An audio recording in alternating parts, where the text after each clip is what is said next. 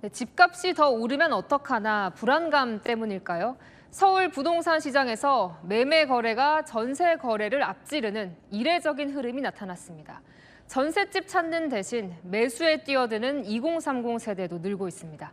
배정현 기자가 보도합니다. 서울 노원구의 대단지 아파트. 지난달 전세 계약은 1건, 매매는 9건 이루어졌습니다. 지난달 기준 서울 아파트 매매 거래량은 8,245건으로 6년 만에 전세 거래량을 역전했습니다. 서울 외곽으로 묶이는 노원, 도봉, 강북, 이른바 노도강 지역에선 매매가 전세보다 100건 이상 많았습니다. 매수인분들이 또 급하셔가지고 그렇게 사신 거죠. 또 오를까봐. 그리고 5월 달에는 워낙에 중과유예도 있었잖아요. 그러니까 그런 것 때문에도 더 사시고. 실제 주택가격 상승 기대를 반영하는 주택가격 전망지수는 120으로 4개월 연속 상승 중입니다. 경기 지역에선 5월 주택 매매 거래 3건 중 1건이 2030 세대인 걸로 나타났습니다. 특히 동탄의 경우 2030의 매수 건수는 전년 대비 3.7배 늘었습니다. 굉장히 많죠. 예. 그렇죠. 옛날보다 신혼부부 비율이 월등히 높아졌죠. 30대 젊은 사람들이 대출 규제에다가 이제 세금 부담도 있고 하니까 이제 상대적으로 집값이 덜 오른 서울 외곽 지역과 경기 인천 지역으로 매수세가 옮겨간. 전세 매물 선택의 폭이 좁아지며 무주택 실수요가 매수로 옮겨가고 있다는 분석이 나옵니다. 반도체 특수로 부동산 가격이 치솟는 동탄에선 요즘 이례적인 현상이 벌어지고 있습니다. 하루가 멀다 하고 아파트 값이 급등하자 억대 위약금까지 내고 계약을 깨는 사례가 속출하고 있습니다. 김지윤 기자가 취재했습니다. 경기 화성시 동탄. 지난 2월 805건이던 아파트 매매 계약은 지난달 1,355건으로 늘었습니다. 한 달 사이 같은 아파트 같은 평형이 2억 7천만 원 오른 곳도 있습니다. 집값이 가파르게 뛰자 위약금을 물고서라도 계약을 취소하는 사례가 늘어나고 있습니다. 지난달 계약 취소 건수는 82건. 한두 달 전보다 2배 가까이 늘었습니다. 계약 당시보다 집값이 더 오르면서 위약금을 물더라도 얻는 차익이 더 크다고 판단하는 겁니다. 한 2억 정도 오르니 주인이 그거를 안 팔라고 계획부 이상 해준다. 그런 케이스가 한 50%는 되고. 실제로 계약을 취소한 뒤 호가를 높여 내놓는 사례도 잇따르고 있습니다. 그때보다 한 1억 2천? 7억 3천이었는데 8억 5천에 내놓으셨더라고요. 매수자들도 불안하기는 마찬가지입니다. 중도금 좀 미리 내고 싶다고 얘기해서 한 2주 정도 빨리 냈던 것 같아요. 계획 대상하고서도 조금 계약을 파기하는 경우도 있다. 매수자들은 중도금 지급을 앞당기려 하고 매도자들은 망설이는 눈치 싸움도 벌어지고 있습니다. 채널A 뉴스 김지윤입니다. 안녕하세요. 경제시그널 조현선입니다. 양도세 중과 유예 종료와 대출 규제 강화라는 변수가 이 서울 부동산 시장을 다시 흔들고 있습니다. 이 많은 집이 나올 수 있도록 하려는 건 알겠는데 그렇다고 내 집 마련 더 나아지는 걸까요? 전략 짜보겠습니다. 김인만 소장 모셨습니다. 안녕하세요. 안녕하세요. 다시 질문들도 많고 바빠지셨을 것 같기는 합니다. 다시 또 저희 계절이 돌아왔습니다. 그렇죠. 네. 요즘 많이 나오시더라고요. 요즘 이제 부동산 분위기 자체가 이제 5월 9일까지 이제 얼마 남지도 그쵸. 않았고요. 최근에 전세 매물 실종도 문제고, 그러니까요. 또 외곽 지역들, 15억 아래 구간 아파트들이 다시 들썩이고 있기 때문에 제가 움직이는 건 좋은 일이 아닌데 마음은 무겁습니다. 그러게요. 그러니까 당장 사실 발등에 불이 떨어진 건 맞는데 말씀드린 대로 양도세 중과 유예 종료 앞두고 있죠. 네. 그리고 이번 주에 대출 규제 강화도 나왔잖아요. 물론 다주택자이기는 하지만 네. 그렇다면 시장에 어떤 영향을 좀 줄 수 있나요? 너무 복잡해요, 이제 시장이. 복잡하다고요? 복잡할수록 우리가 좀 심플하게 좀 갈 필요가 있을 해주세요. 것 같습니다. 일단 4월 1일 다주택자 대출 연장부터 한번 살펴보겠습니다. 이제 어떻게 보면 4.1 대책이라고 할 수도 있겠죠. 대출 연장을 막은 건데 계속 얘기는 나왔습니다. 그래서 맞아요. 이게 사실 뭐 새로운 대책이 아니라 좀 당겨진 거지. 좀 당겨지기도 있었던 했고 거죠. 항상 한다는 게 정책을 보게 되면 올해 이제 큰 정책이 2개가 나왔잖아요. 여러 가지 워딩들은 많이 나왔는데 다주택자 양도세 중과세 이제 예정되어 있던 거 연장 안 해주겠다, 일몰 하겠다라는 게 첫 번째였고, 네. 그건 이미 확정이 됐죠. 그래서 강남 쪽에 이제 급매물이 나오고 있고, 두 번째 얘기가 나왔던 게 대출 연장 안 해주겠다. 네. 다주택자들 2주택 이상 가진 아파트에 대해서는 대출 만기가 도래하면 연장을 안 해주겠다. 연장 안 해주면 어떡하지? 상환하든지 팔든지 이제 압박을 주는 건데, 정부의 마음은 그런 거죠. 지금 입주 물량이 절대적으로 부족하다. 그러면 공급을 어떻게 할 것인가? 다주택자들은 매물을 내놓게 해야 되는데, 첫 번째 압박 수단이 양도세 중과세. 네. 야, 5월 9일까지 안 팔면 너 양도세 무거우니까 합리적인 선택을 좀 해봐.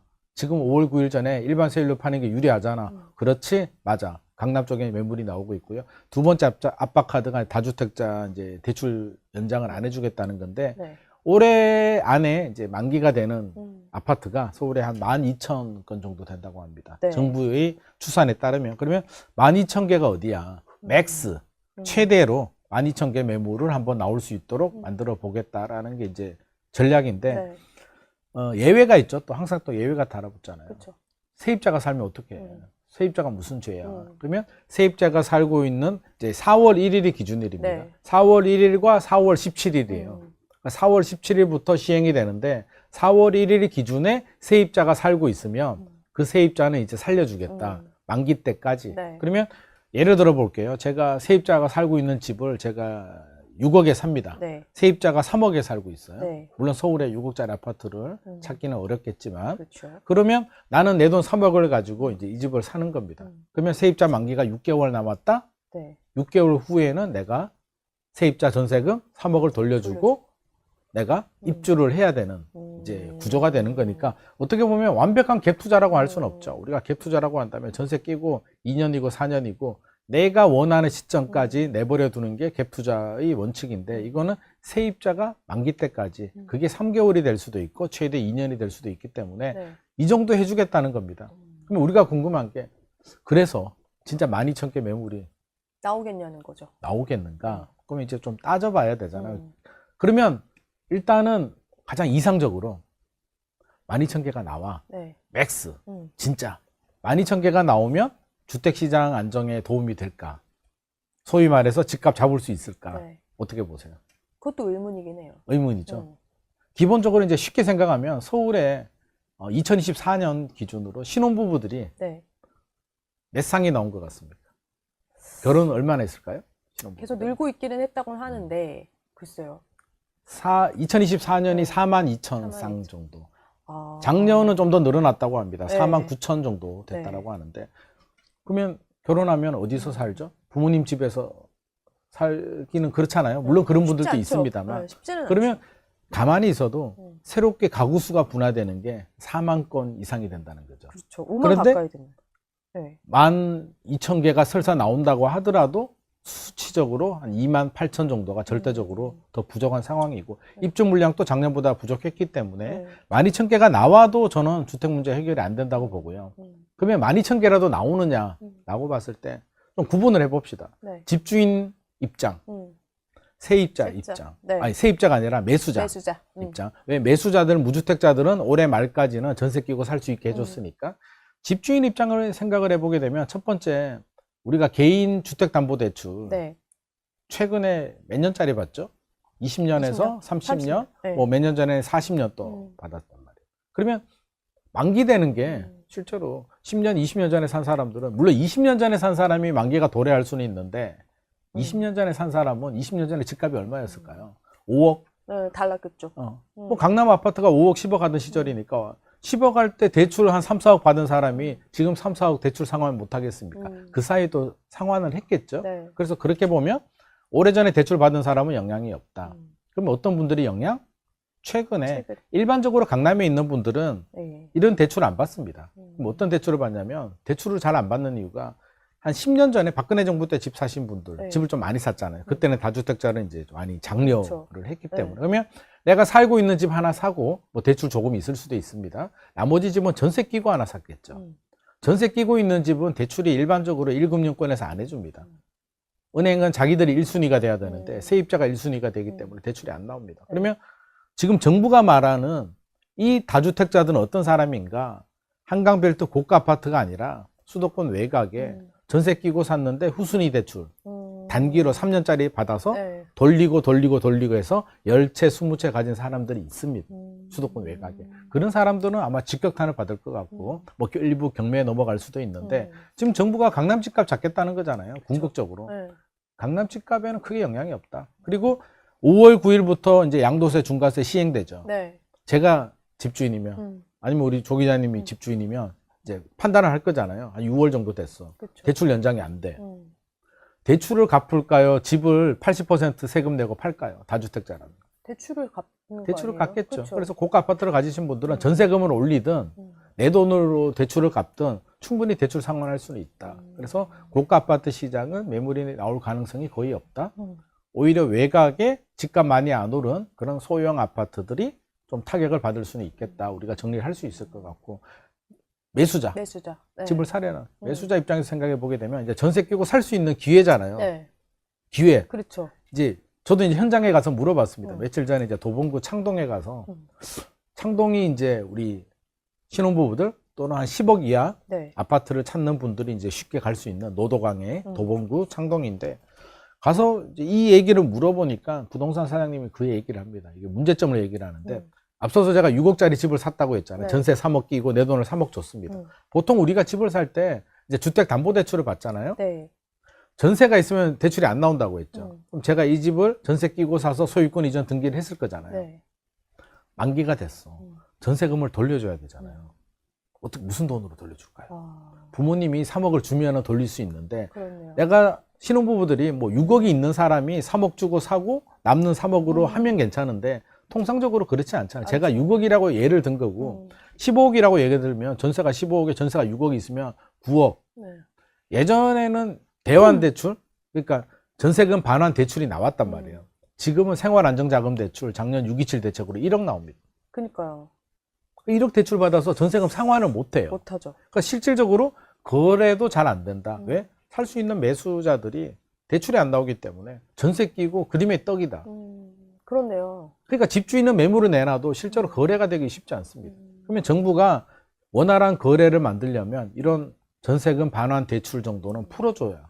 그러니까 이게 안 하면 오히려 답이 없는 거 아니에요? 이걸 안 저는요. 풀어주면은. 그래서 최근에 이런 케이스들이 꽤 많이 있거든요. 앞뒤 엇박자가 안 맞는 건데 없다고 했습니다. 이번 대책 내용을 보게 되면 이런 거 고려하지 않는다라고 얘기를 했기 때문에 그냥 강경책으로 밀어붙일 것 같고요. 근데 그러면 내가 진짜 현금으로 돈이 있지 않는 한은 사실 쉽지 않은 거잖아요. 쉽지 1억 가지고 할 수도 없을 뿐더러. 네, 그래서 실질적으로는 효과가 아까 12,000호라고 했습니다만 네. 저는 이 중에 30%라도 나오면 다행이라고 생각하는데 12,000에 30은 4,000호인데 서울에서 4,000호 가지고 실질적으로 어떤 주택시장의 흐름을 바꿀 만한 영향을 주지 않고 있기 때문에 좀 불편하게 할 뿐이다. 그리고 앞서서 말한 외곽의 소형 아파트 네. 여러 채, 10채, 20채 사신 분들 있잖아요. 세입자들이 오히려 더 불안하지 않을까. 이 집 연장 그렇죠. 안 해주잖아요. 그러면 이분은 못 갚는 거잖아요. 경매 넘어갈 거잖아요. 그렇죠. 이 세입자들은 이제 자기가 살던 집이 경매 넘어가게 되면 또 주거가 불안할 수도 있으니까 또 다른 문제가 또 발생할 수도 있죠. 그럼 무주택자에게는 어느 정도 기회가 된다는 거는 돈이 있는 무주택자인 거예요. 그렇습니다. 그렇죠. 지금 또 5월 9일까지 물론 실제로 5월 9일까지도 가지도 않습니다. 토지거래 허가 때문에 그렇죠. 4월 중순 거의 그렇죠. 그쯤 끝내야 되잖아요. 늦어도 4월 20일까지 끝나니까 이제 실제로 2, 3주 정도밖에 남지 않았는데 이 집을 누가 샀느냐? 제가 2월부터 계속 시장을 모니터링 했거든요. 네. 그래서 보니까 3월 초에서 3월 중순 사이가 가장 초급매? 가격이 가장 많이 떨어졌습니다. 그러니까 그래서 지금 급한 매물은 다 나왔다고 하는 말이 그런. 왜 그런 현상이 때문에 발생을 그렇죠. 하냐면 이제 우리가 다주택자라고 생각을 해봐요. 근데 내가 보유세 감당도 안 되고 나는 꼭 팔고 싶어. 정말 팔아야 돼. 하시는 분들이 있잖아요. 그렇죠. 우리 조 기자님 같으면 어떻게 하겠습니까? 꼭 팔아야 돼. 4월 중순까지 기다려 보겠습니까? 그 전에 미리 팔겠습니까? 그 전에 미리 팔겠죠. 미리 파는 게 정상이죠. 왜? 나는 꼭 해야 되니까. 그쵸. 이런 꼭 팔아야 되는 분들은 초급매로 뭐 잠실에 뭐 엘스 리센트 아파트를 예를 들면 전용 네. 84 기준으로 네. 1월이 35억, 36억 정도 거래가 됐는데 2월 달에는 한 3억까지는 내려왔거든요. 3월 초 중순 그 짧은 사이에 30억 5천에도 거래가 됐습니다. 아주 짧게 나오자마자 바로 거래가 돼 버리더라고요. 다 보고 있을 테니까요. 네. 저는 잠깐 놓쳤습니다. 아, 1, 그래요? 2주 놓치다가 보니까 그 사이에 거래가 되고 다시 33억이 됐더라고요. 아니면 다음날 당장 없고. 그럼 그 집을 산 현금 부자. 근데 이 집을 누가 사냐면 현금 부자. 그러니까요. 대출이 2억 나오잖아요. 25억 넘어가게 되면. 취득세도 안 나오는. 한마디로 현금 부자가 부자 집을 더 부자가 금매로 산 결과가 나오는 거고, 지금 이제 호가가 좀 올라갔는데 마지막은 이제 혹시나 4월 중순 가까이 돼서 마지막에 한번 던지는 사람이 있지 않을까? 그걸 엄청 기다리고 있겠죠, 많은 분들이. 많은 분들이 기다리고 있기 때문에 저는 많이 안 나오리라고 생각은 합니다만, 만약에 나오더라도 네. 기다리는 사람이 여러 명이기 때문에 네. 그 물건을 잡기는 쉽지 않겠다. 그럼 어떻게 해야 돼요?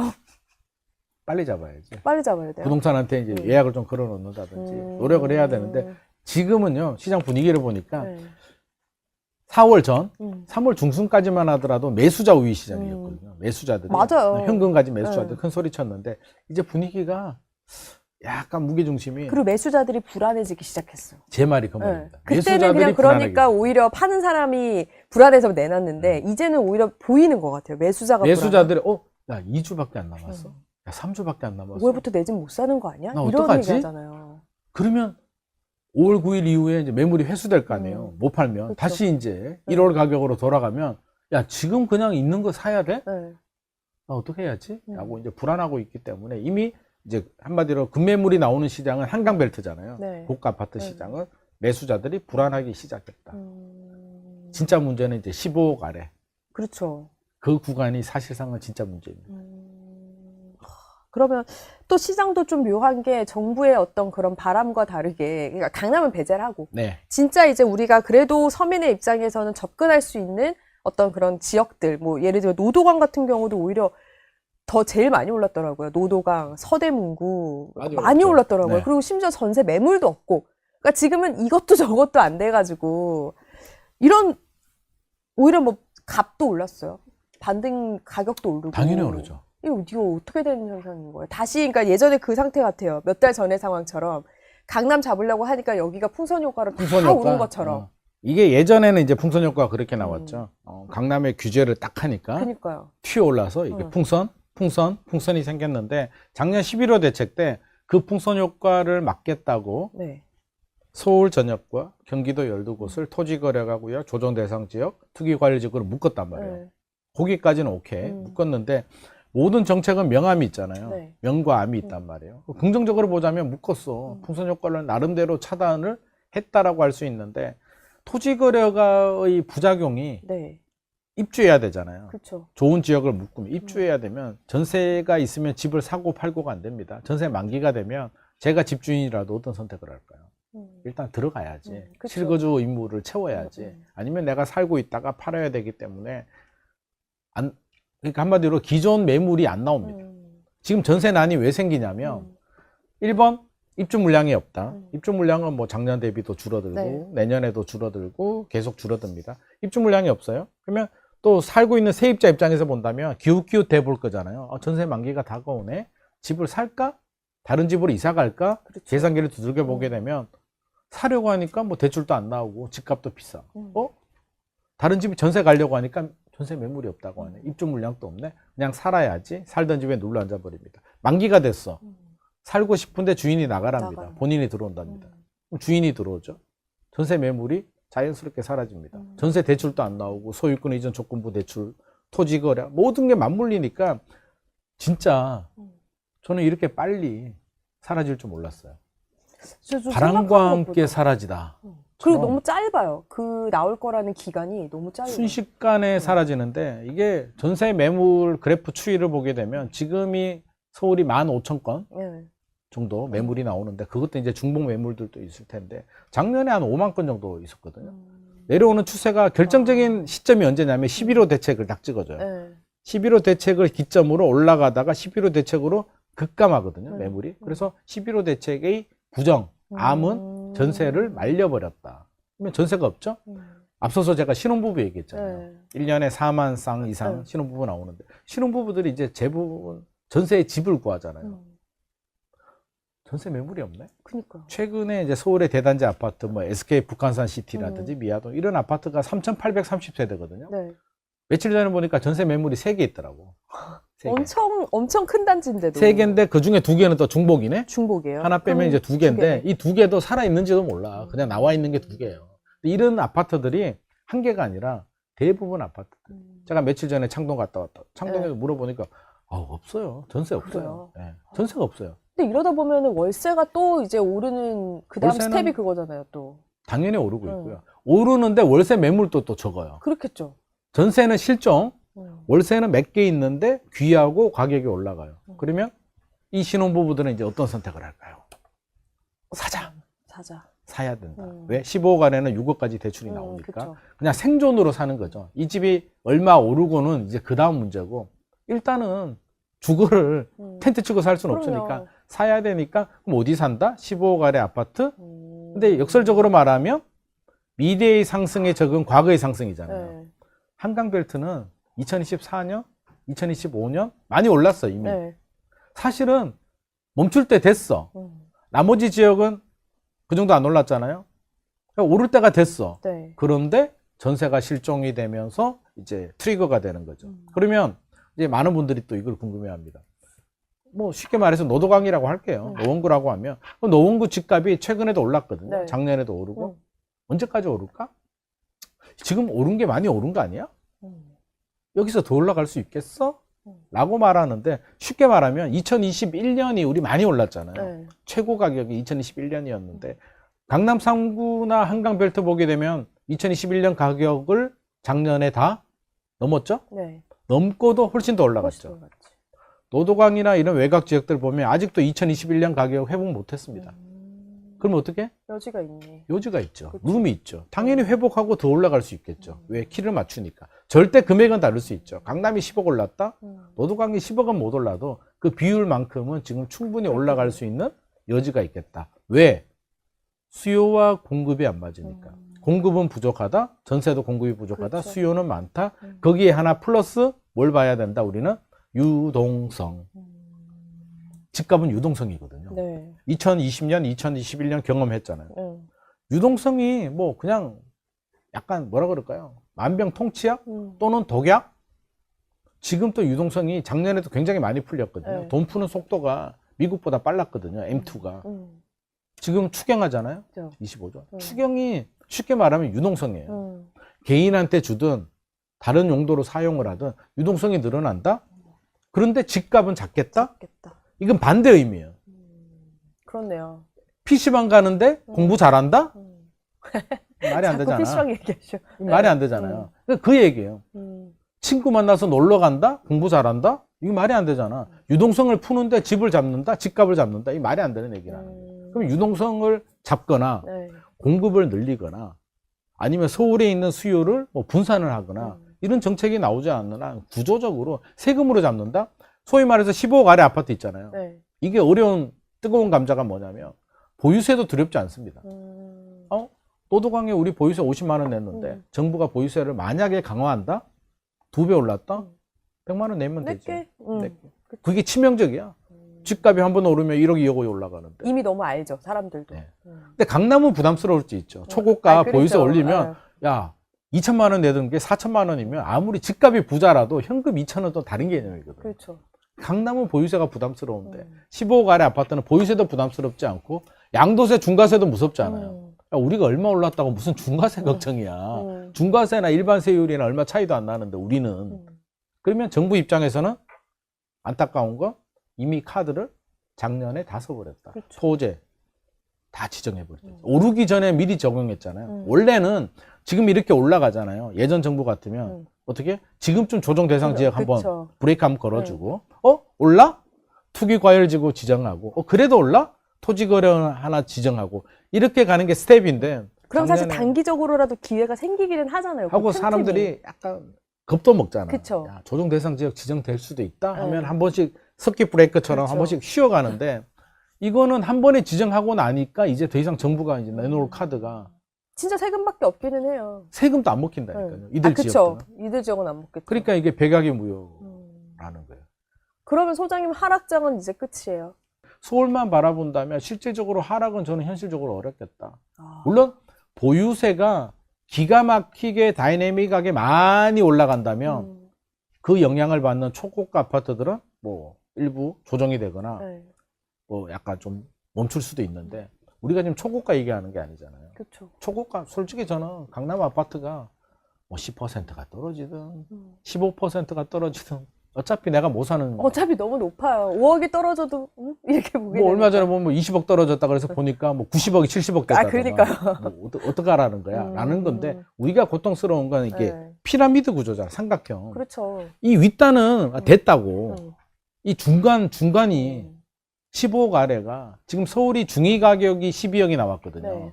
중위. 그러니까 우리가 평균하고 중위 가격이 개념이 좀 틀려요. 네. 평균은 학교 다닐 때 이제 반평균. 그러니까 문제가 어렵게 나왔는데 우리 반에 전국 1등하는 천재가 있어. 걔는 항상 100점이 나와. 그럼 반평균을 끌어올리거든요. 그렇죠.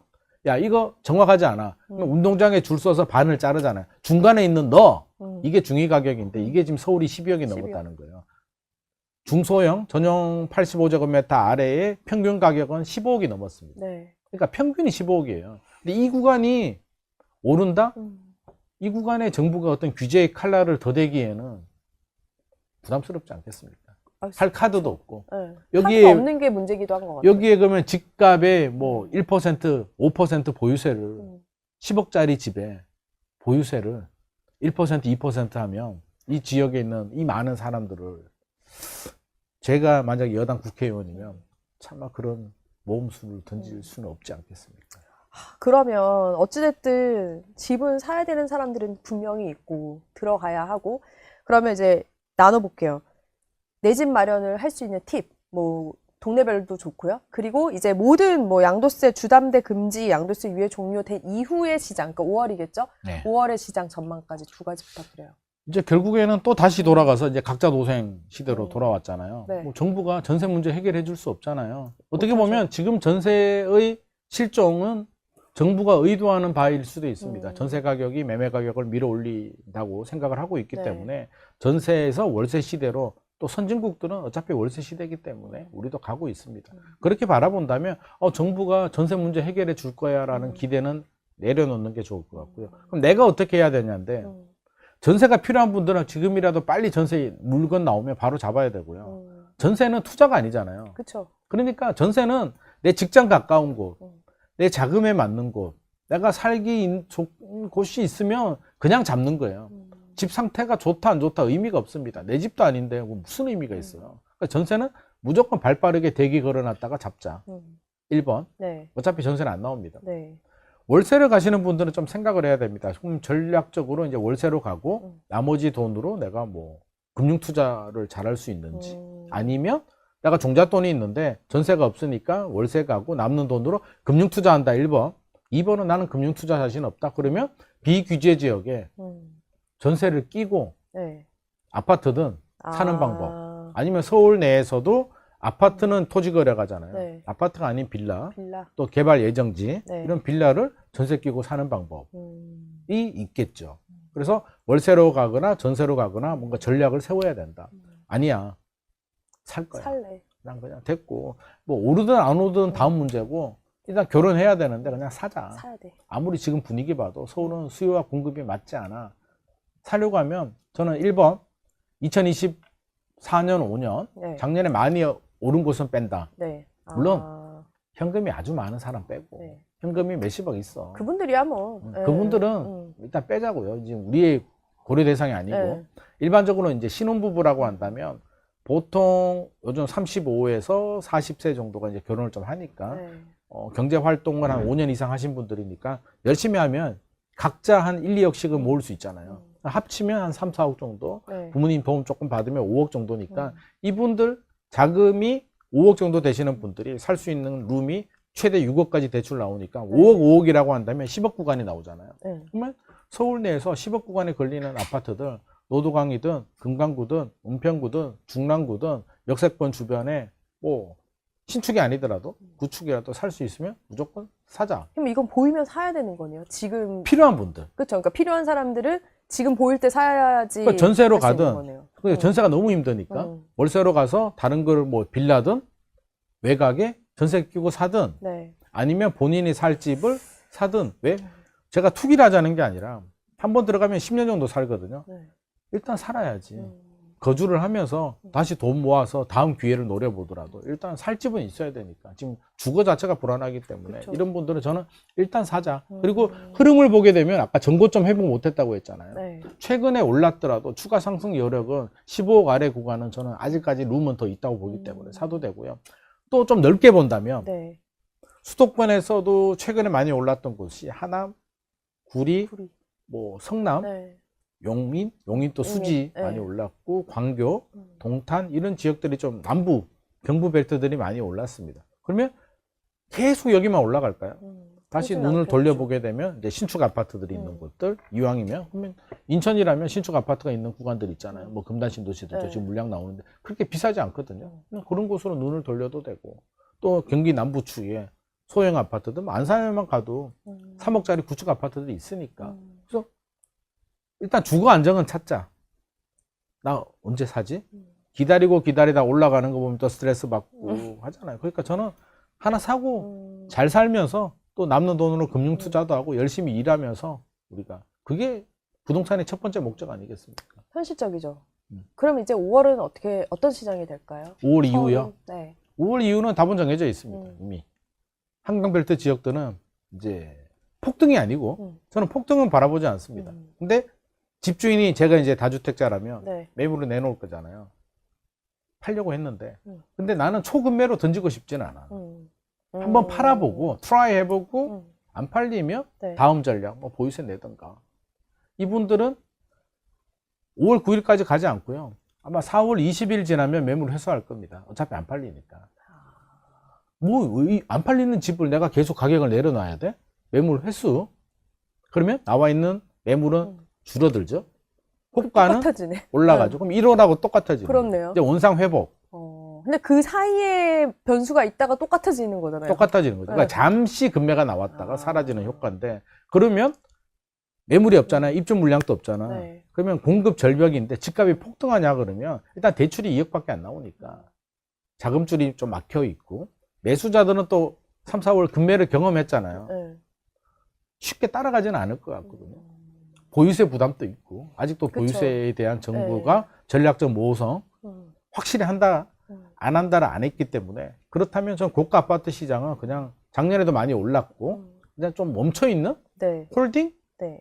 보합 수준 정도 금매는 안 나온다 네. 그렇다고 급등하지도 않는다 수준인데 제가 제일 걱정하는 건 우리가 강남 뭐 한강벨트 걱정하는 건 아니고 15억 아래 구간은 그러니까요. 어차피 양도세 중과세 영향 없다 보유세 영향 없다 네. 전세 매물 실종 하반기도 실종 네. 달라질 게 뭐가 있을까요? 없죠. 그러면 신혼부부들은 결혼 안 할까요? 해야 되잖아요. 해야죠. 가구수 분화. 그럼 지방에서 올라오는 분들은 안 올라올까요? 그럼 와야죠. 그렇게 본다면 하반기에 15억 아래 구간은 상승 압력이 상당히 높다. 굉장히 높겠는데요. 그 말씀 듣고 저는요. 나니까. 아직 룸이 더 남아 있죠. 왜 선택지가 없으니까. 그럼 결혼하지 마라 그래요? 법으로 2027년까지 혼인 금지? 안 되죠. 안 되잖아요. 그러니까. 근데 정부가 이제 답답한 건 공급 대책이 이제 나오고는 있는데 이게 뭐 뚝딱해서 만들어지는 건 아니니까 사실. 제 말이. 그러니까 이 시간이 오래 걸리다 보니까 가장 근본적인 문제는 이제 공급 입주 물량이 안 나온다는 게 근본적인 문제고 이걸 해결할 수가 없으니까 다주택자를 압박해서 매물을 내놓게는 하려고 하는데 현실적으로는 굉장히 좀 역부족이고 오히려 전세난의 역풍을 맞고 있으니 15억 아래 구간은 오히려 부작용이 지금 더 커지고 있다. 그러게요. 머리가 그러네요. 아픕니다. 방법이 또 쉽지 않네요. 그렇죠? 진짜 어려워요. 진짜 어렵고 정부는 그럼에도 불구하고 전세난에 대해서는 지금 약간 한 발짝 떨어져 있는 느낌. 왜냐면 사실 해결책을 쉽게 내놓지 못할 것 같거든요. 해결책도 없고 바라보는 인식이 전세는 집값을 올리는 나쁜 제도라고 생각을 하고 있기 때문에 사실 전세 제도에 대한 어떤 보완책, 네. 살리는 정책도 나오기는 어려울 것 같습니다. 그러면 우리 세입자들은 이제 전세에 살고 있는 분들은 이럴 때일수록 어떻게 하겠습니까? 더 계속 눌러앉아 살아야겠다. 그렇겠죠. 집주인한테 올려주더라도. 네. 그러니까 매물이 더 안 나오는 악순환의 연속 발생을 하는 거죠. 알겠습니다. 생각하지 못한 상황과 또 그 급매물 나오는 것도 너무 짧아가지고 오히려 예상보다 더 많은 변수가 생긴 것 같아요. 다시 만날 이게 때까지. 부동산이 주식하고 다른 게 주식은 선택제잖아요. 투자해도 되고 안 해도 되고 그쵸. 내 삶에 어떤 직접적인 영향을 주지 않아. 그냥 투자 상품인 거잖아요. 삼성전자, SK 하이닉스를 위해서 우리가 투자하는 건 아니잖아요. 집은 어떻게 보면 투자의 관점이 될 수도 있으나 우리 주거의 문제, 필수적의 관점이기 그렇죠. 때문에 수많은 이해관계, 집주인의 다주택자의 관점, 1주택자의 관점, 무주택자의 관점, 내가 무주택자라도 부모님이 집이 있을 수도 있고 네. 내가 집이 있어도 부모님이 무주택일 수도 있고 이게 수많은 유기적인 관계가 얽혀 있기 때문에 이게 정책 한두 개 가지고 쉽게 해결하기는 현실적으로 좀 어렵지 않나. 그러게요. 어려운 숙제입니다. 앞으로 좀 지켜봐야 될 것 같습니다. 다시 한번 또 모실게요. 김인만 소장이었습니다. 고맙습니다.